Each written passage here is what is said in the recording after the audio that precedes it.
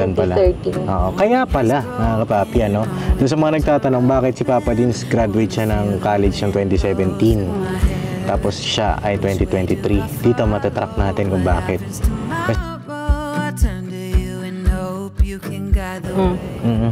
Alam nyo ba, mga kapapi, si Miss Jam ay may tinatago. Huwag mo nang itago.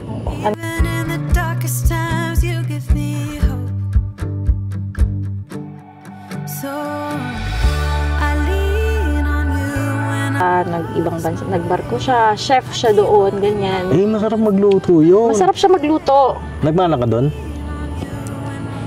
Yun lang.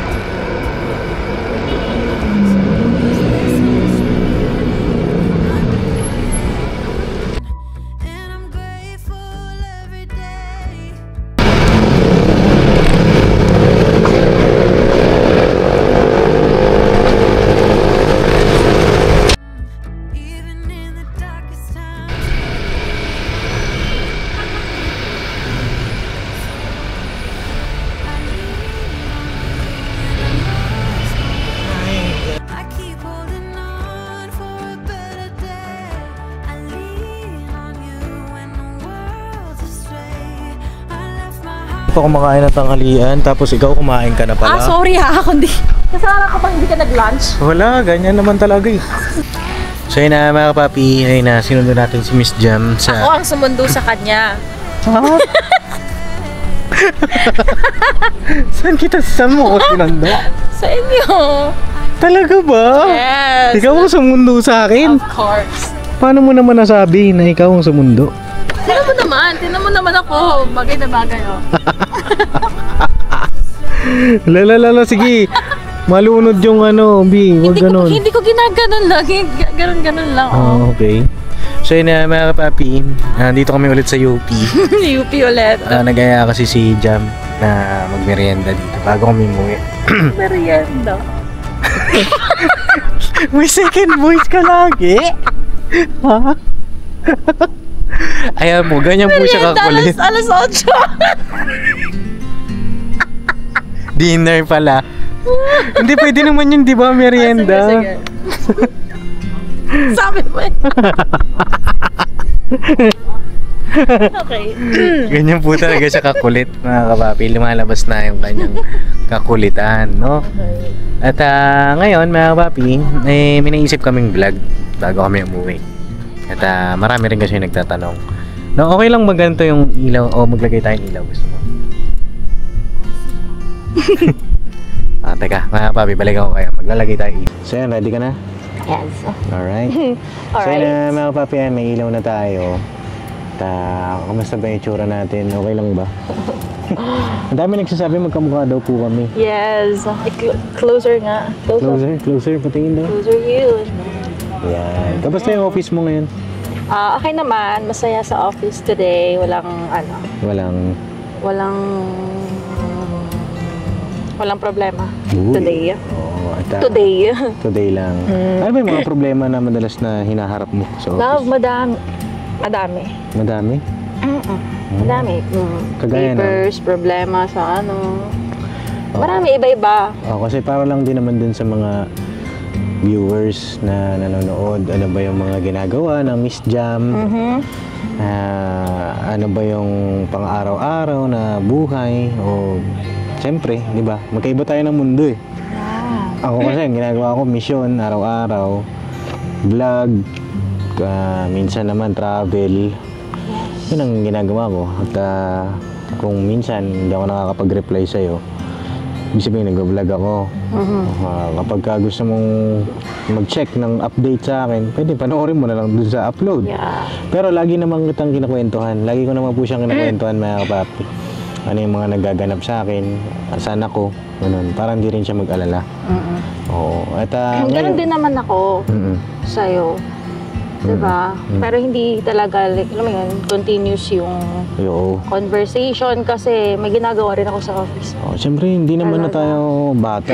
Di ba? May mga kanya-kanya tayo. Update ako, lunch na ako dito, ikaw din kumain ka na dyan. Hindi naman na tayo yung teenager na, di ba? May mga responsibilities na rin tayo sa buhay. Tampo-tampo pag di nakapag-reply. Oo, wala na po kami sa ganun, mga kapapi. Ano na kami? Matured enough na sa ganung bagay. Pero marami rin kaming mga matututunan eventually in the long run, 'di ba? Na syempre wala namang perfecto, 'di ba? At ako naman handa na ayusin yung mga bagay na dapat kong iayos. Ikaw ba ganun ka rin? Yes. Yan. Nagmotor lang kami mga papi kasi masarap ba magmotor? Kaso parang uulan. Hindi, dyan pa si Moon. Nandyan si Mr. Moon. And Mr. Moon, he came by to say goodnight to you. Good night. Naman good night. Hindi. Yun nga, siguro simulan na natin mga papi. Okay. Para makilala niyo si Miss Jam. No? Ano pa lang to? Parang sneak peek. Sneak peek pa lang. Kasi baka mahaba yung kwentuhan. Yung ano pala mga papi, yung kwento kung paanong kami nagkakilala. Siguro sa susunod na vlog po. Kasi gusto namin nasa special, hindi naman special, kumbaga something memorable sa amin pagkakikwento namin sa inyo. No? Yes. Tsaka babalikan namin yun in the future. Yeah. Gusto ko maganda yung tawag nito, basta maganda yung place. Kasi memorable sa amin yun mga kapapi. Yeah. At gusto rin namin maging memorable din sa inyo yun. No? So baka Friday mayroon kaming pupuntahan. Hindi ko lang alam kung saan pero yun yung plano namin. Then ikukwento na namin sa inyo kung paano kami nagkakilala. Ngayon, marami nagtatanong na ano ba si Miss Jam? Ano ba yung buhay niya? Ano ba si Miss Jam? Ano ba tao siya? Hindi, ano ang trabaho mo? Okay. Ano ang natapos mo? Okay. Maganda kasi yun kumbaga background check. Akala mo nag-a-apply, no? Hindi, marami akong nababasa sa comments. May nagtanong nga doon, doktor ba si Miss Jam? Kasi sa DOH siya nag-work, ganyan. Masasagot na natin ngayon mga kapapi. Yes. At para mas lalo nyo siyang makilala. Ano po? Ayun, paano tayo magsisimula? Simulan ba natin sa work? Yeah, pwede naman. Pwede? Hindi, ganito na lang. Simulan natin nung sinilang ka hanggang sa present. Okay. From past to present tayo. Sige. No? So yun, saan ba pinanganak si Miss Jam? Pinanganak ako gaya sa Mindanao. Lanao. Maigo. Doon talaga. Sa Lanao. Lanao. Maigo. Maigo. Malapit yun sa Baruy, di ba? Malapit sa Maranding. Uy, Maranding! Doon ako malapit, ibenta ni Bay. Oo, kasi ang sardinas doon ay iba.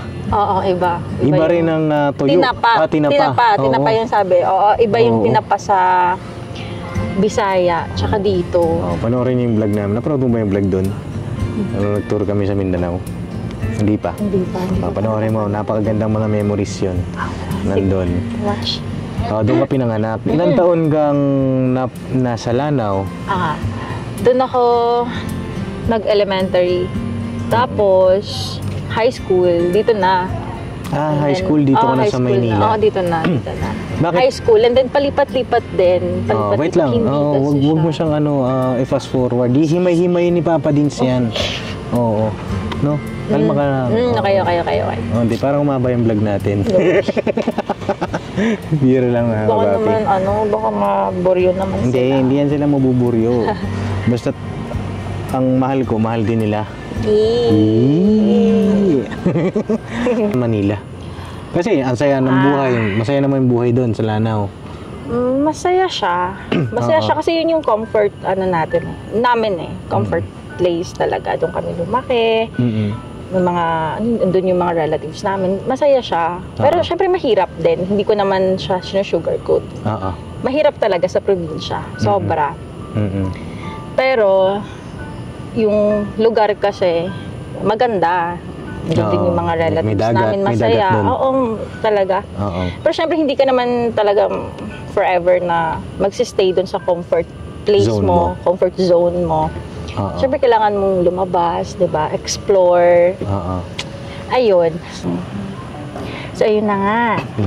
'Di ba nga nasa kami Manila. Ang gusto kasi ni Mama na nakikita kami. Lumipad na kayo dito, lumipad na kayo. Gusto niya kayong makita, ganyan. Gusto niya kayong makasama kasi nga medyo matagal-tagal.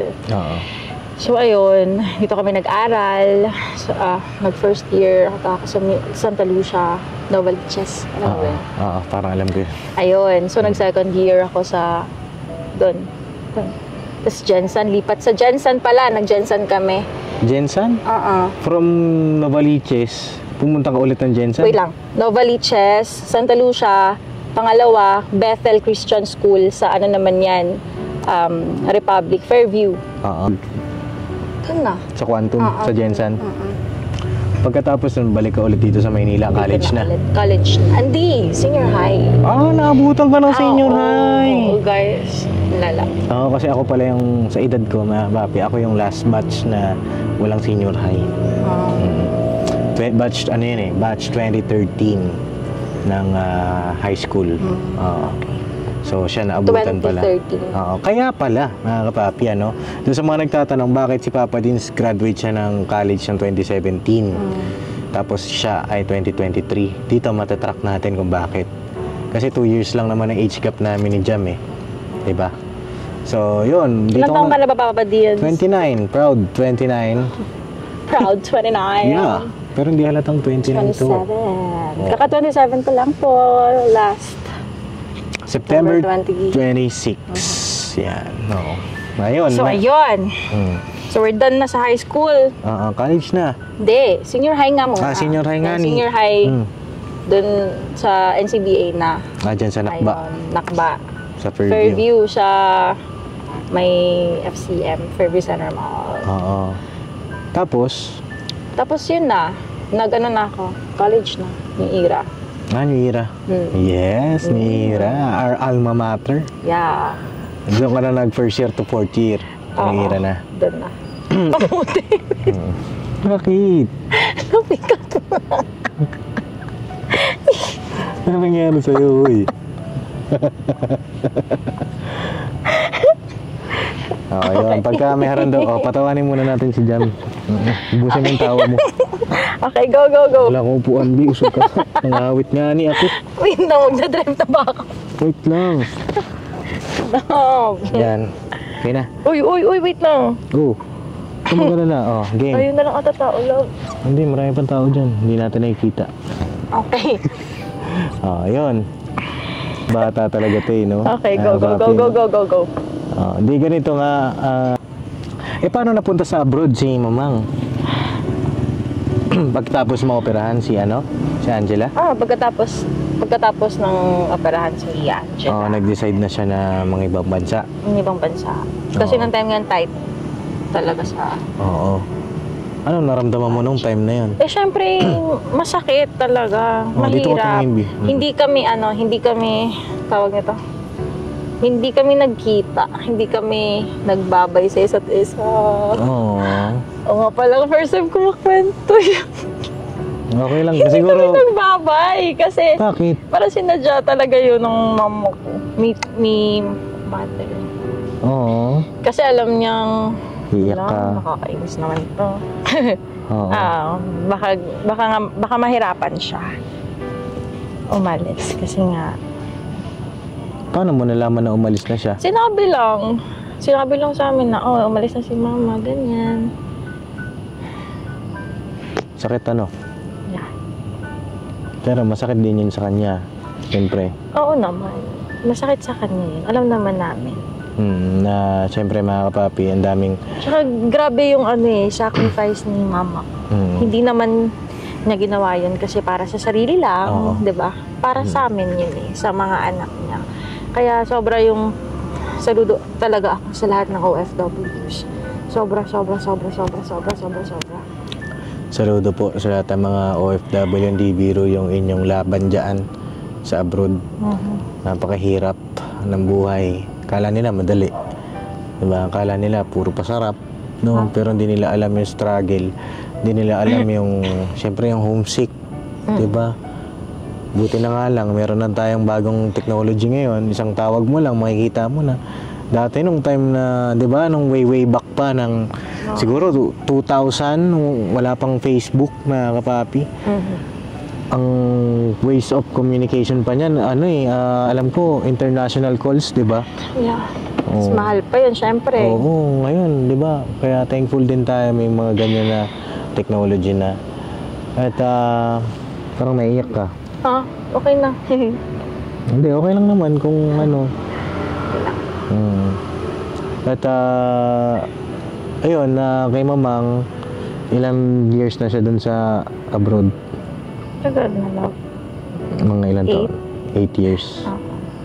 8 years na rin, malapit na. Almost decade na din. Oo, almost decade na. Kailan daw siya uwi? In time. Oo, sabi ni Mamang sa akin, uuwi ako sa kasal niyo. Wala. Oo, sabi niya, uuwi daw siya. At ako, gusto ko na rin naman din silang ma-meet. At yun na nga, mga kapapi, baka umiyak pa si Miss Jam. Yes. Siguro dako na tayo sa kanyang studies.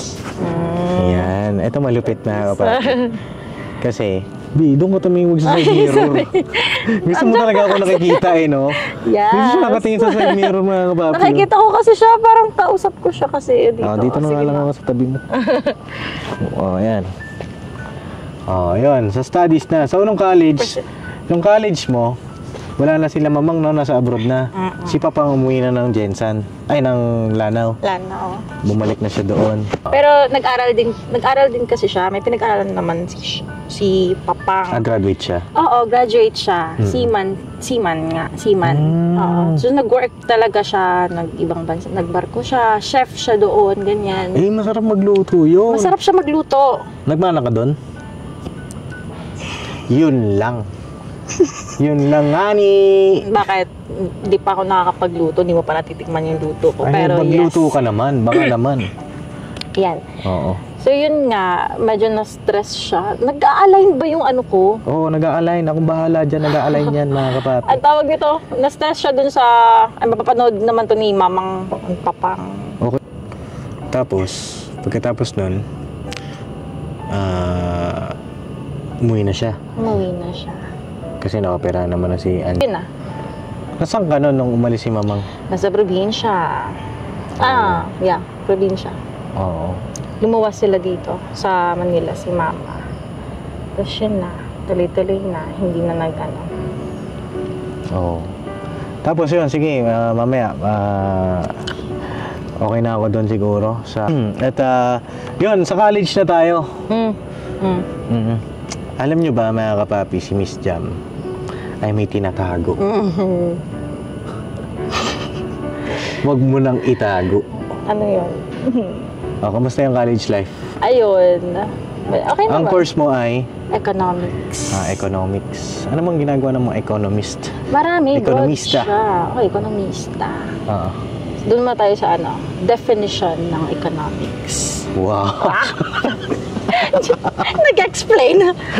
Ayun, ang economics kasi, ano siya, yung, paano ba, proper allocation ng mga resources, scarce resources. Ibig sabihin, nauubos ng mga resources, limited siya. Like, food. Ayan yung mga GDP, mga ganon. Oh, yeah. Alam ko yan. Alam ko yan. Kala mo, ikaw lang. Niya. Ayun. So, Tapos kung kailan gagawa ng pera, supply, demand, supply, ganon. Supply, demand. Yan, kayo pala yun. Sabi ko sa'yo Galing. So, yun. Okay. So, yun na nga. Sa college na tayo. Ayan, nag-aral naman ako ng mabuti kasi, syempre, iniisip ko, kailangan namin makapagtapos. Kami magkakapatid. Tsaka yun lang yung gift ko sa magulang ko. Kasi, basta yun. Siyempre, yung pinaka regalo natin sa kanila, sukli, di ba? Sa lahat ng sacrifices nila. At saludo sa lahat ng mga magulang na nairaos nila yung kanilang mga anak kahit na sobrang hirap ng buhay. At saludo rin sa mga anak na nagsikap para makapagtapos ng pag-aaral. Kasi kahit naman yung iba kasi, andyan naman yung magulang, di ba, kumpleto sila. Tawag dito, mayaman. Sabihin natin, kaya naman may pera, ganun, sakto lang. Pero yung ibang mga bata, hindi nagsikap. Kumbaga, sa akin lang, sa mga kabataan, kaaral kayo, mabuti. No? Darating yung panahon na, siyempre, yan yung may papamana sa inyo ng magulang nyo na hindi mananakaw. Yeah? So yun na, nung college mo, sa New Era, economist ka, bakit yun ang kinuha mong kurso? Second option ko siya. Second option? Second ko siya. Una talaga, medtech. Ang layo, di ba? Medtech? Oo, ang layo. Kaso nga lang medyo, yun nga. Yun kasi talaga yung gusto ko. Oo, medtech talaga. Ayun. Kaso, ang mahal nga kasi.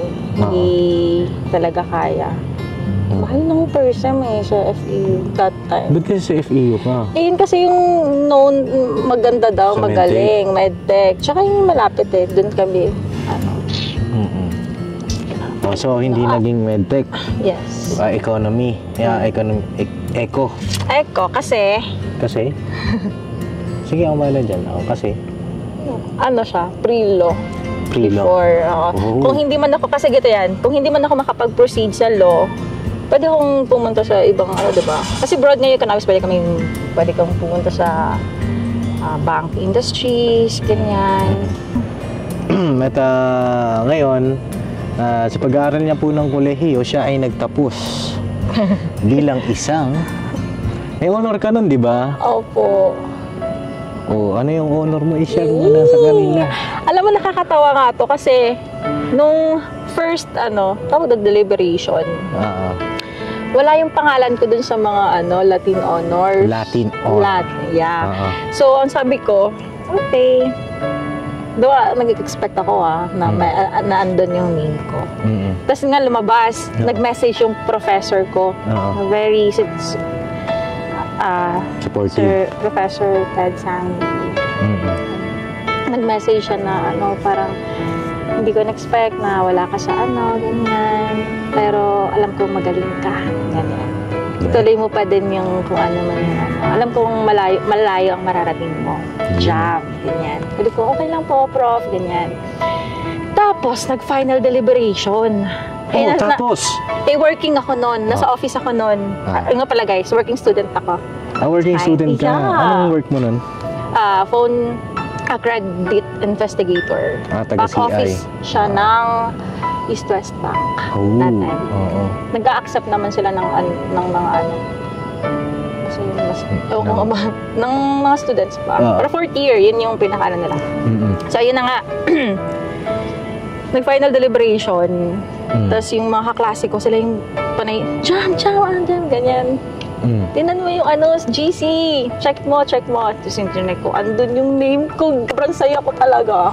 Anong honor mo nun? Sobrang saya ko. Yun yung gift ko talaga Sobrang gift ko sa parents ko, sa lolo ko, sa lola ko, sa lahat. Ano yan? Yung gift mo na yan? Ayan. Ayun na nga. Nag-ano tayo? Summa cum laude that time. Palakpakan natin na kapapi si Jam. Summa cum laude, mga kapapi. Yan ba yung pinakamataas? Summa? Summa siya. Tapos sunod magna. Tapos cum laude. Cum laude. And then naman. Congratulations, Jam. Pinabati kita. Ngayon lang tayo nagkakilala pero belated happy summa cum laude. I'm so very proud of you. Yeah, thank you po. Na despite sa mga nangyaring pagsubok sa buhay kay Miss Jam ay ayan, mga kapapi, na naitawid niya ng maayos ang kanyang pag-aaral, naging summa cum laude pa, 'di ba? Ayun na, mahaba-haba na yung vlog natin, mga kapapi. Lang. Si Mama tumawag. Hello po. Walang signal nga ni. Walang signal. Message mo na lang.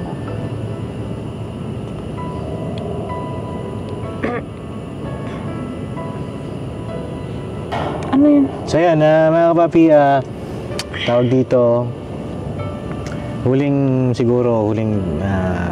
proud ako kay Miss Jam. At summa cum laude ito na papi, no? Pero wala naman yun sa love, wala naman sa ganun yun. Pero baka achievement mo yun, wag mo naman inaano yung achievement mo. Yes, I'm proud. Maraming mga nangangarap, diba, na pagka-graduate ng college, diba, ayan, okay naman si mama. Ayan, nag-message lang si mama, mga papi. At yun, maraming nangangarap bilang, kahit nga cum laude o kaya may high honor, di ba? Nakaka-proud yun. Ako nga gumraduate, wala akong high honor eh. Hindi mo naman kailangan Di ba? Ako talaga yun eh. Joke lang mga kapapi. Ang importante, mga kapapi. Wala naman sa yun, di ba? Kung madiskarte ka naman, magsasucess ka sa buhay. Pero iba pa rin mga kapapi kapag di ba, sa academics meron kang at mas matutuwa rin siyempre yung magulang mo na ang galing ng anak ko. At proud ako dito mga kapapi kay Jam. At ayun, baka meron kong gustong sabihin. Siyempre baka mapapanood ito ni Mamang. Ayan na kay Mamang. Ako na lang muna mag-message sa kanya kasi ang sipag mag-share ni Mamang ng kanyang mother. Ayun, salamat po sa support sa amin ni Jam. At ingat po kayo dyan palagi.